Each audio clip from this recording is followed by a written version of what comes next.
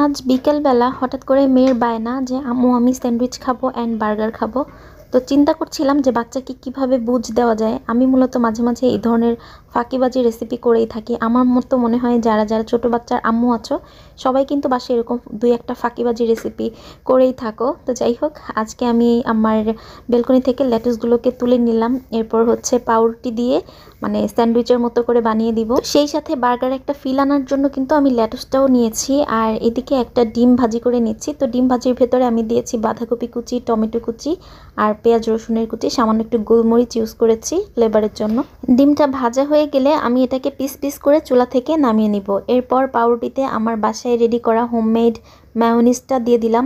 আর এটা সিদ্ধ ডিমের মায়োনিজ, তোমরা চাইলে বাসায় বানিয়ে নিতে পারো। আমি কিন্তু রেসিপি অলরেডি আমার ইউটিউব চ্যানেলে শেয়ার করে দিয়েছি।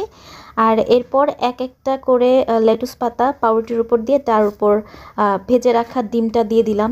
ওপর থেকে একটু টমেটো কেচাপ দিয়ে তারপর আরেকটা লেয়ার পাউরুটি দিয়ে দিলেই হয়ে গেল আমার ফাঁকিবাজি রেসিপি। তো যাই হোক, বাচ্চা কিন্তু এটা খুবই পছন্দ করেছে। তোমরা চাইলে এভাবে বাসায় বানিয়ে খেতে পারো। তো আজ এ পর্যন্তই, সবাই ভালো থেকো, আল্লাহ হাফেজ।